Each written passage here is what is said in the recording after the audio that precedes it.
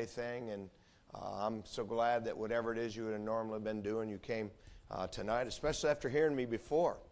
And I love your pastor. I love the church here. I hope you recognize how privileged you are to be blessed in a church like this. There's a lot of people wish they had a church like this. I love the work you're doing in the back, and everything from your friendly smiles to the way you've listened has strengthened and encouraged me. I don't really preach away very much. I'm one of those guys. I just stay at home. I pastor Bible Baptist Church in Fairfield. I husband my wife Sharon. We have 3 grown sons. We're very blessed. Our oldest son leads our music and teaches the junior high teens. Our middle son is our youth pastor, and our youngest son serves in master clubs. And I'm just very, very blessed to be able to go to church with my family. My wife and I never had that. We were hundreds of miles, 200 miles from all of our family, and it means a lot to us to have them around us. I thank God for it. I appreciate you being flexible with my schedule, too. Brother Jeremy called me and asked me if I could speak in April or May, and it's just a super weird time for my schedule, and thank you for just being patient with me and not being here Sunday morning, not being here tomorrow night. Thank you. It really means a lot. Tonight, I want to talk about it being time for us to stop discouraging others. Now, I'm sure it happens, but people rarely directly tell us to stop doing something that is good. I mean, when's the last time somebody said to you, dieting is stupid, you need more junk food in your diet, drink more pop? I mean, people that discourage us from eating less and healthier, they're way more subtle than that. When's the last time somebody said to you, exercise is stupid? You need a few more pounds around the middle and quit worrying about your muscle tone. I mean, nobody discourages us from exercising in such an overt manner. It's not the way it's done. When's the last time somebody said to you, stop reading your Bible, praying, and going to church? So those things, they're just a waste of time. You know, people discouraging us from following the Lord, it is always far more subtle than that. If you're married, I mean, when's the last time somebody said, stop wasting time spending it with your spouse. Stop trying to be a better communicator. Those are a waste of time. I mean, nobody ever does that. I mean, understand that Satan's attack on all of us is almost never a full frontal assault where it's obvious. It's always much more subtle. I wonder if we're subtly being discouraged by the people around us and we kind of don't even realize it. I wonder if we're subtly discouraging the people around us. I mean, nobody's sitting here tonight and says, you know what, I'd like to discourage my parent. I would like to discourage my children. I would like to discourage my preacher. Nobody here tonight does that. But yet, all of us, if we're not careful, can discourage instead of encouraging others. And I thought, my title, if you would stand, if you're able to stand, is encourage instead of discourage those around us. Encourage instead of discourage those around us. Numbers chapter 32, beginning in verse 1. It says, now the children of Reuben and the children of Gad had a very great multitude of cattle. And when they saw the land of Jazer and the land of Gilead, that, behold, the place was a place for cattle, the children of Gad and the children of Reuben came and spake unto Moses and to Eleazar the priest and unto the princes of the congregation, saying, Ataroth and Dibon and Jazer and Nimrah and Heshbon and Elilah and Shebam and Nebo and Beon, even the country which the Lord smote before the congregation of Israel, is a land for cattle. And thy servants have cattle. Wherefore, said they, if we've found grace in thy sight, let this land be given unto thy servants for a possession, and bring us not over Jordan. And Moses said unto the children of Gad and to the children of Reuben, shall your brethren go to war, and shall ye sit here? Wherefore discourage ye the heart of the children of Israel from going over into the land which the Lord hath given them. Thus did your fathers when I sent them from Kadesh Barnea to see the land. Thank you. You might be seated. By this time in our story, the people of Israel had journeyed through the wilderness for about 40 years after Egyptian slavery. I mean, they had seen many great works of God. I mean, everybody between the ages of 40 and 60 saw what God did in Egypt. Between 40 and 60, they were there when the death cry went out in Egypt and the firstborn was dead in every household without the blood. I mean, they were there when Israel walked through the Red Sea on dry land. And if you know anything about the depths of the Red Sea, I mean, those walls would have been walls of water, hundreds of feet tall on their sides and a long way apart. They were there. Everybody between 40 and 60 had seen that. People of all ages had now gathered manna outside their camp 6 days a week. All of them had heard Moses speak personally. People of all ages could see the pillar of cloud during the day and the pillar of fire at night. Listen, if there was ever a group of people that should have had a healthy faith in God and a healthy fear of God, it was this people. By the way, if you're sitting here tonight and if you're thinking to yourself, well, if I could see all the things that the Israelite people saw, then I would have more faith in God, you're kidding yourself. These people that saw all that stuff, they struggled to have faith in God.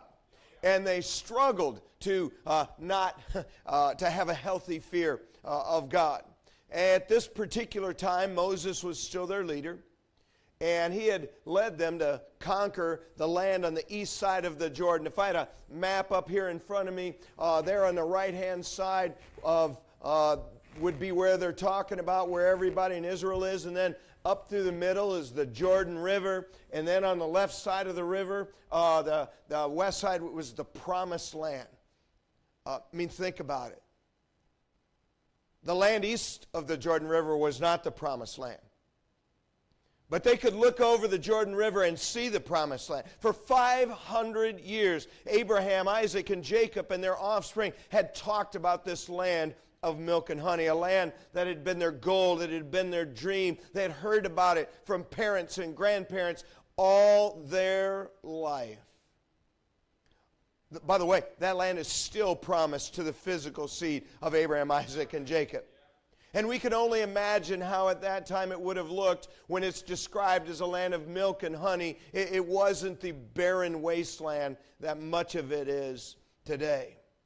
Now, Reuben and Gad in verse 5, without seeing the Promised Land, they come to Moses and they ask for the land east of Jordan for their inheritance. Verse 5, it says, "And wherefore said they, if we have found grace in thy sight, let this land be given unto thy servants for a possession, and bring us not over Jordan." Remember, on the right side here, this is where they are. They're in the east of Jordan. The Jordan River runs up the middle. On the left-hand side, that's the Promised Land. And they come to Moses and they say, hey, why don't you give us this land instead of the Promised Land on the other side of Jordan? Reuben and Gad, if you're not familiar with the Old Testament, were two of the 12 tribes of Israel. Jacob had 12 sons. Each of those sons became one of the tribes. Having the land over there that belonged to Og and Sihon, instead of going all the way into the Promised Land, it made sense to them. I mean, you remember reading, and they said, hey, this is a land for cattle, and we've got cattle. Made a lot of sense to them. Listen, nothing that makes sense to us is actually better than what God has promised and planned for us. His promise and His plan for them was a Promised Land there west of the Jordan River, and there they were in the east of the Jordan River, and they said, hey, Moses, let us stop here. This makes sense to us. Hey, we've got cattle. This is a land of cattle. Let us stop. When we live by sight instead of by faith, we are always going to miss something God wants to give us. In fact, Moses, he seemed shocked by their request to stop just short of the land they had waited for and worked for so long in verse 6. Moses said unto the children of Gad and to the children of Reuben, shall your brethren go to war, and shall ye sit here?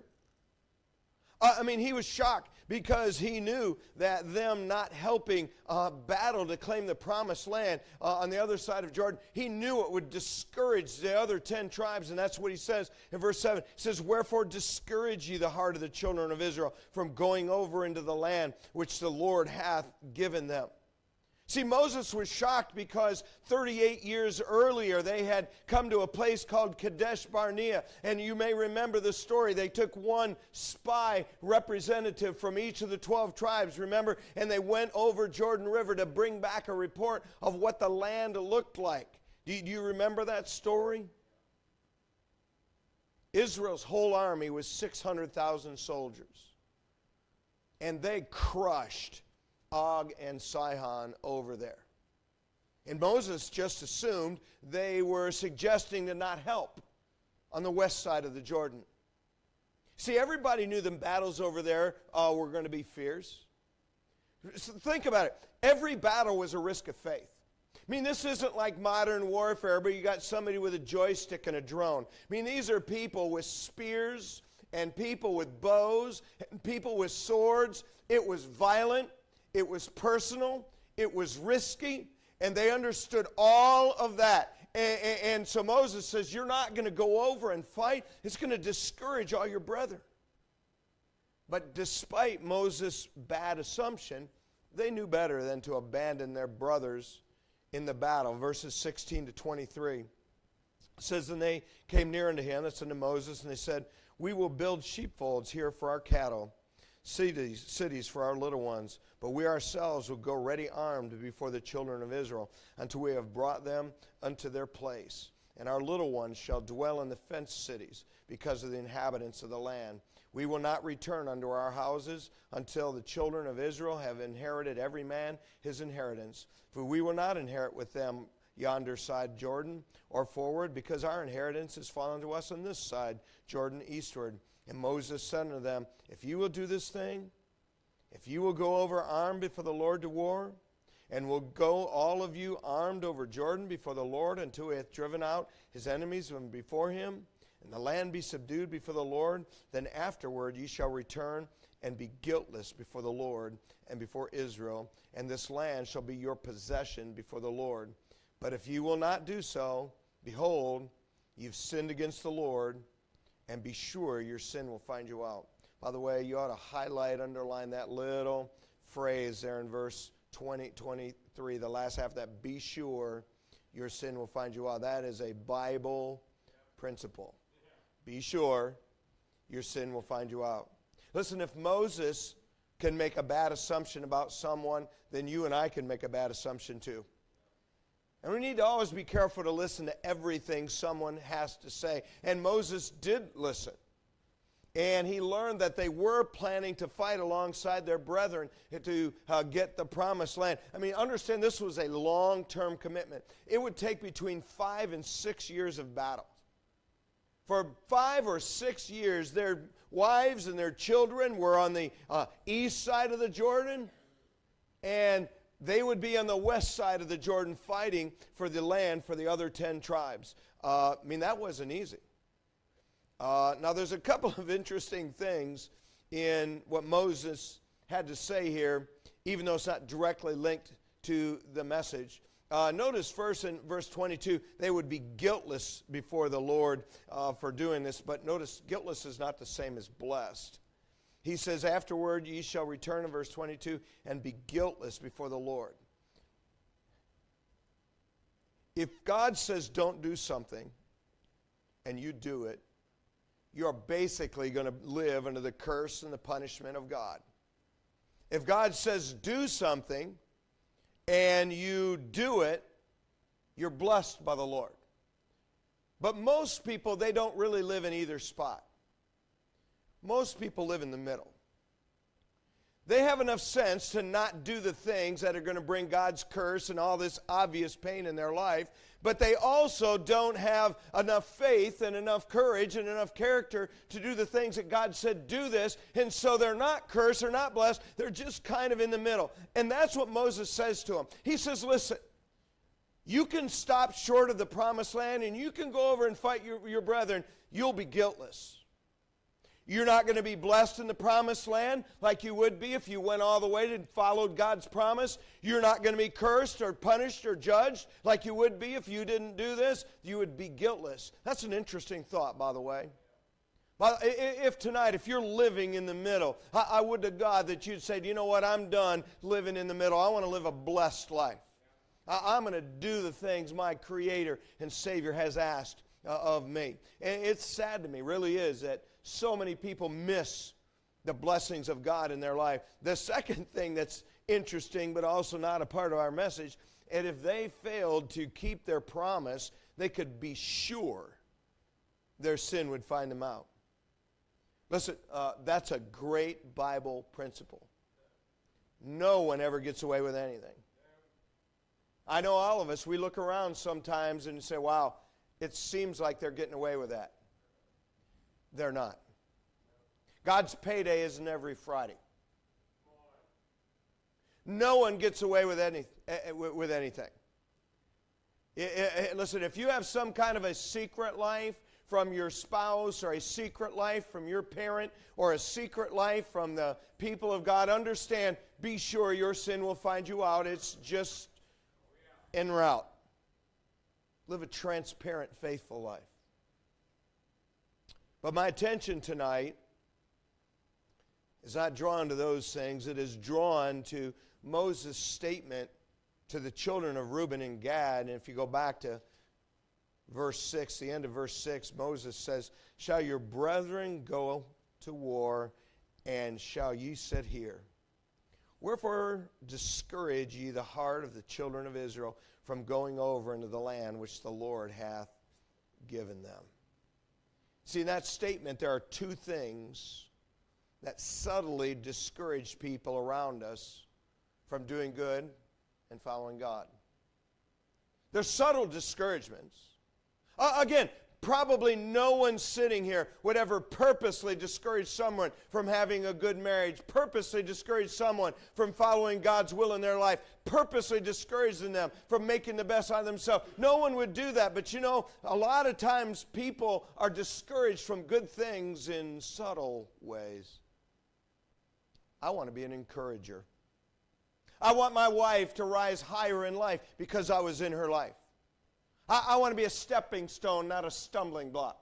I want our 3 boys and our 8 grandchildren, the oldest of which will be 6 next month. I want to be a stepping stone in their life for however long God allows me to live and be a part of their life. I want to be an encourager. I want to be an encourager to the people of Bible Baptist Church in Fairfield, where I pastor. I want to be an encourager to you in the time that I'm here. We want that. And yet sometimes because of our carelessness, we subtly discourage the people around you. And I ask again, are you subtly discouraging the people around you from good things? Are you subtly being discouraged from good things? Which brings up a great question. What kinds of things subtly discourage those around us from doing good and pursuing God? It's a great question. Here's number 1. And by the way, I only have 2 things tonight. They're both just super long. I'm a time-oriented person. In our nursery, sometimes on Sunday mornings, there will be 30 or 32 kids in there. And listen, if you're a nursery worker, it takes more than loving Jesus to be in there. Or I'm sorry, more than loving children, you got to love Jesus. And so I land a ship. And so I won't keep you long, but I only have 2 things. Here's number 1. Leaving someone else to fight battles while we watch discourages other people. Though you and I don't fight physical opponents like they did. Remember, they fought, these were bloody, violent, personal battles. I have VidAngel, and so I screen, you know what I watch on television, but I like to watch battles. I mean, I love them. So I don't care if they're fighting with lasers and cutting people's arms off. I don't care if they're cutting with swords. I mean, and blood. God, I get the worst of it out with VidAngel. I love that. But honest, if you were really in it, I mean, man, it would be terrible. And though we don't fight physical opponents like that, we're in a battle both for life and doing ministry. And sometimes it's hard and wearisome. Listen, it discourages someone when their spouse doesn't seem to care whether they're in the battle with them or not. It's a battle trying to raise children right. It's a battle to more carefully manage our money. It's a battle to keep the house in decent shape and reasonably clean. It's discouraging when you feel in that battle all alone. Let me ask you tonight, what kind of help are you to your spouse? No, I say, well, when she vacuums, I lift my feet. No, that's not really help. Can your spouse count on you being there to support them? Do you have their back? What kind of help are you to your parent? Listen, if you're in here and you're over the age of about 10, there are things you can do to help your parent to encourage them rather than discourage them. It discourages every teacher when people they're trying to teach don't consistently show up. Every teacher or pastor worth their salt knows who's there, who's not. And Satan whispers in my ear every time people are missing, and people are missing all the time. Man, I wonder what I did. I wonder what I failed to do. If you teach and you do ministry, you know what I'm talking about. It subtly discourages people when you're not in the battle. We have 4 cleaning crews that clean our building once a month.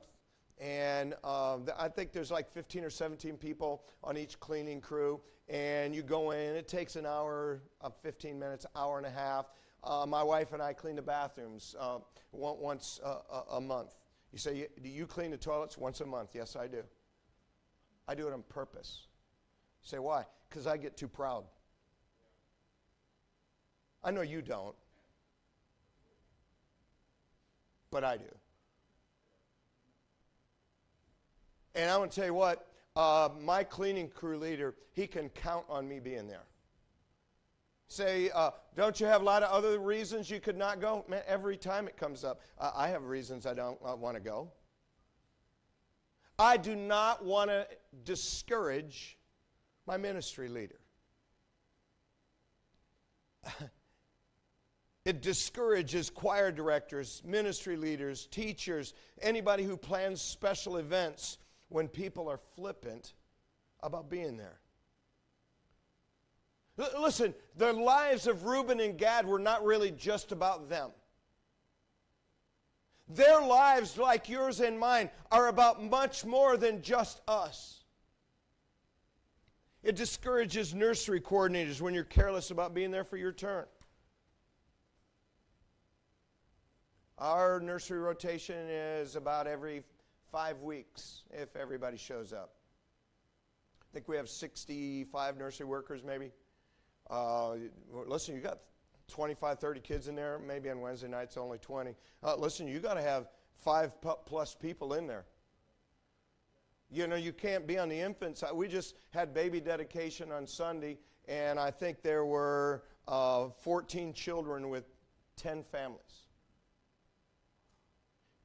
So you're old. Why do young people come hear you? Because young people aren't as bad as everybody makes them out to be.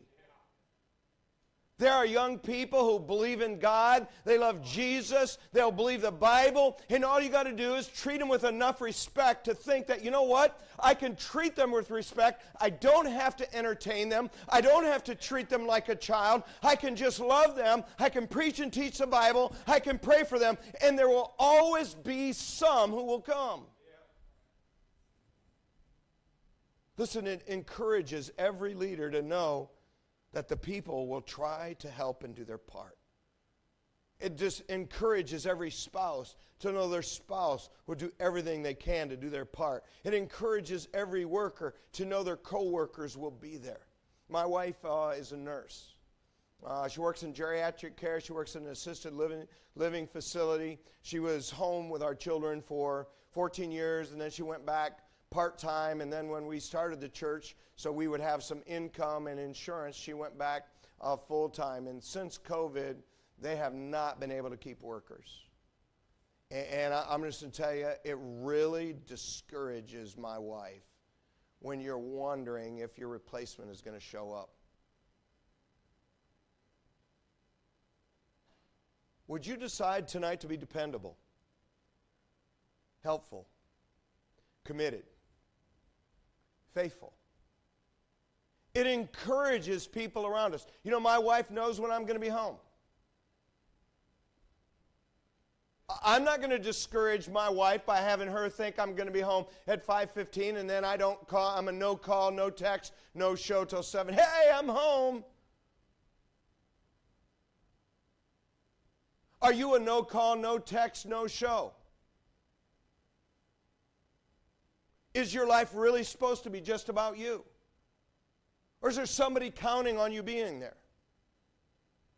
May, for Christ's sake, maybe purposely be found faithful. Paul Harvey allegedly told the story that this 73-year-old man who was pinned under his tractor in the field for 4 days. He was rescued by some friends who came looking for him because he missed Wednesday prayer meeting. He never missed Wednesday prayer meeting without calling and telling someone about it. And so he didn't show up and he didn't call. They came looking for him. He was stuck under the tractor. He had to have a leg amputated, but he lived because he was such a faithful man that people knew something was drastically wrong when he was a no call, no show.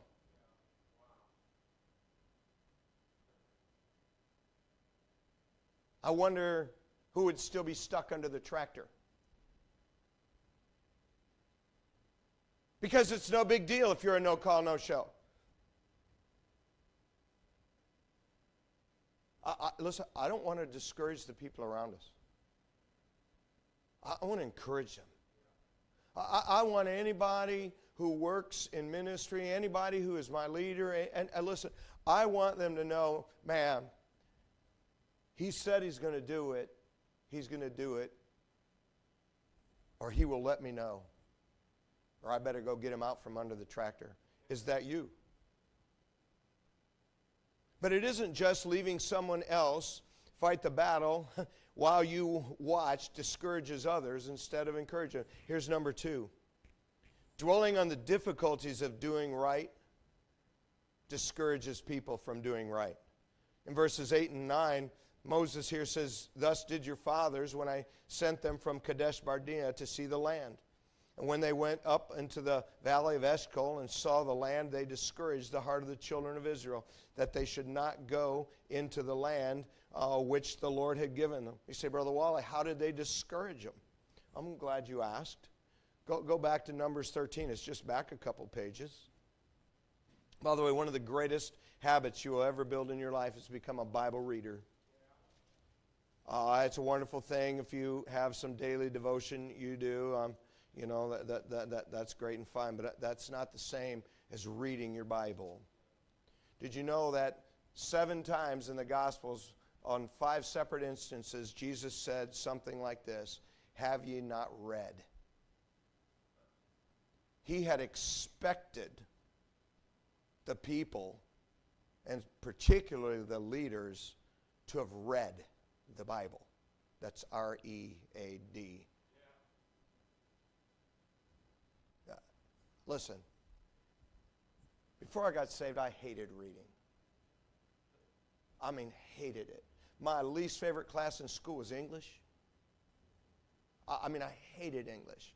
I was unsaved. I'm not saying this was definitely wrong, but I used to pay my sister to read those literature books and write the summary for me. I mean, this was pre-internet. You couldn't pull up crib notes and all that other stuff. I mean, I hated it with a passion. As far as I know, I went through all of college. I never read a whole chapter.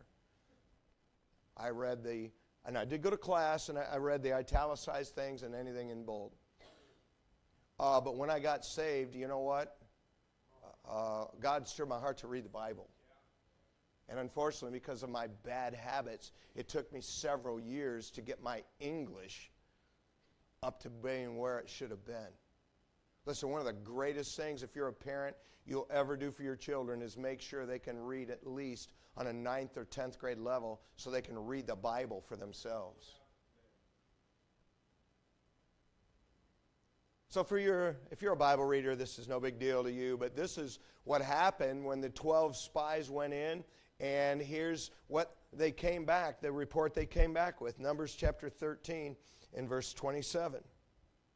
And they told him and said, we came into the land whither thou sentest us, and surely it is, it floweth with milk and honey, and this is the fruit of it. In other words, hey, the land is great, everything we dreamed, it's just like that. Notice the next word, nevertheless. You could just substitute the word B-U-T. It's a great place. Nevertheless, the people be strong that dwell in the land. The cities are walled and very great. Moreover, we saw the children of Anak there, and the Amalekites dwell in the land in the south, and the Hittites and the Jebusites and the Amorites dwell in the mountains, and the Canaanites dwell by the sea and by the coast of Jordan. Do you see what's going on? 10 of these guys say, hey, it's everything that God said it was going to be. It's all we dreamed of, but man, it's going to be really, really hard. Verse 30, Caleb stilled the people. He said, hey, quiet down, listen up. He said, let us go up at once and possess it, for we are well able to overcome it. Basically, Caleb says, listen, it's just as tough as they said, but with God's help, we can do it. Do you see what's happening? Basically, these 10 spies, because they talked about all the hard parts, they discouraged the people around them from going into the promised land. They caused them to miss something good because all they did was dwell on the hard things. They didn't dwell on the fact that God got them out of Egypt. At this point, all these people had walked through the Red Sea. At this point, all these people had seen Pharaoh and his army defeated. At this point, all these people saw the manna. They saw the water out of the rock. They saw the pillar of cloud during the day. They saw the pillar of fire during the night. All of them had seen the great power of God. But instead of focusing on the good and the power of God, they focused on how hard it was. And that discourages people from doing good. Do you know what I think? I think too many people are careless when we talk about hard parts of good things, and it discourages people from trying them. How about starting with work? You know, being a good employee and a good worker, it's hard and it's demanding, but it's also worth the effort and the hardship. Do you know there are people all over, and all they know about work is their parents complain about it constantly from the moment they walk in the house. And they wonder why work seems so appealing. Even though anybody who knows the Bible knows that God gave us work to be a part of a fulfillment in life. Hey, you know, there's probably people in this room, and it may be that you've never, or maybe months or even years, when you know what it's like to put your head down on your pillow, exhausted, but know that you did something that mattered. You took care of your kids. You took care of the house. You programmed the computer. You dug the ditch. You ran the part. Whatever it was, it is a wonderful thing to work hard and put your head down on your pillow. But we discourage people from being workers because we constantly talk badly about it. Please change that. Encourage people to be a worker. How about marriage? Marriage is hard at times. It takes a lot of effort. Can I just say, it's worth the effort and the hard things you work through. Listen, one of the reasons that so many American adults today live together instead of getting married is they don't think marriage is worth it. All I've heard is bad things. Oh, the first year is so hard. You know, sometimes it is. Can I just say, In June, it'll be 40 years with my wife. Can I just say, sometimes it's been really hard, especially on her. But you know what? It's worth it. I would marry the same woman again. I don't want to ask her that question. You know, if you can't stand the answer, don't ask the question. So I don't say, hey, would you marry me again, babe? You know, I'm not asking.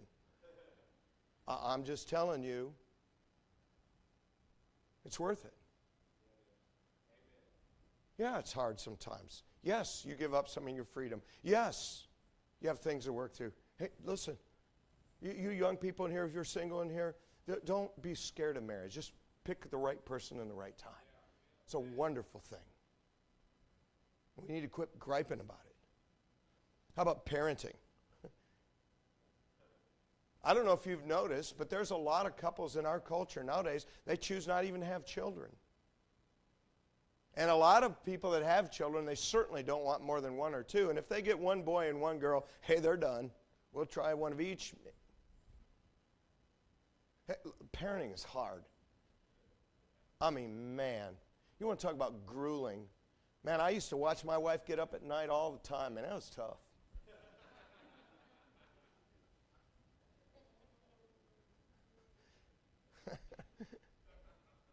Listen, now she did that because I was unable to help the children with what they needed at that moment, but I did help all the time. I changed diapers. I helped people get dressed. I did all that stuff.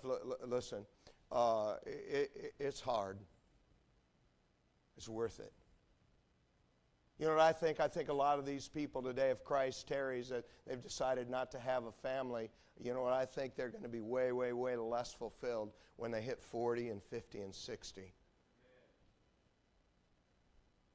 But a lot of people, they don't want to do it because all we do is gripe about it.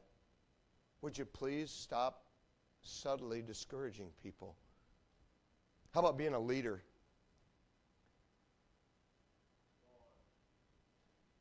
You know what? There are a lot of people, and they actually have gifts to lead, but they refuse to because all they've heard is people talk about how hard it is to be responsible, how much of a pain it is when people don't do their part.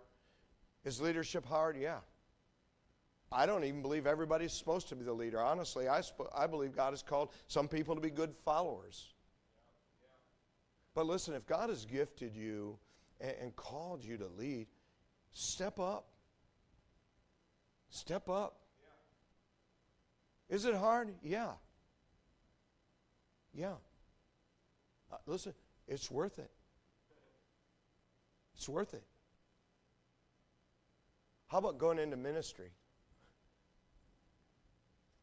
You know, we've heard so many stories about how hard it is in the ministry and all that. You know what? A lot of people, they don't want to go into ministry. Listen, if you're not called to go into ministry, don't go. If it's just what your mama wants you to do, don't go. We don't need people like that. We need people that God has called and put his hand in their life who just say, it's going to cost me money. It's going to be inconvenient. But it's worth it. It's worth it. You know, someday, and who knows, maybe today, I don't know how long I have. I try to take care of myself, but that doesn't mean, man, unhealthy people live long sometimes, and healthy people die young sometimes.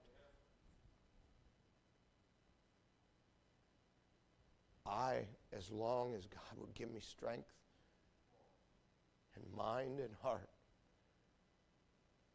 I want to keep going. It's worth it. There is something special about having God use you to be a part of someone's life. There's nothing like it. Don't be afraid. If God has called you, step up and do it. And it's time that we stop talking about all the hard things. We don't mean to discourage people from marriage and work and parenting and ministry and church and all that. We don't really mean to. I don't think we're those kinds of people. I don't think I think we just give in to our natural inclination to complain and talk about the negative things instead of how good it is to do and be what our Creator designed us to be. If you're able to stand, if you would stand. I want to be an encourager. And I think you do too. What that means is we're going to have to do just the opposite of these things. If we want to be an encourager, we need to say, do you know what? I'm going to be in my place. My word will be good. I will be faithful to do what I'm able to do. That encourages people around us. I want to be an encourager. It encourages people around us when we speak well and speak good about things that are good. Are you subtly discouraging people around you or encouraging them? I know no one in here is doing it on purpose. So with your head bowed and with your eye closed, why don't you begin to talk to the Lord about your life? He hears you. He knows you. He loves you. You don't have to wait for the music. You know, an altar is a good place just to come. You don't need music to come to the altar and pray. Maybe this message finds you, and if you're being honest, you'd say, you know what, Brother Wally, I'm not even sure I'm saved. Not sure if Jesus is in your life. Not sure if you're born again. I can't think of anything better to do tonight than just come down an aisle and call upon the Lord Jesus. Maybe you're saved. You know it. But if you're being honest tonight, you're discouraged. Maybe what you need to do is bend a knee to the God who is the encourager, the comforter. Maybe you just need to be honest about how you're handling some of these things.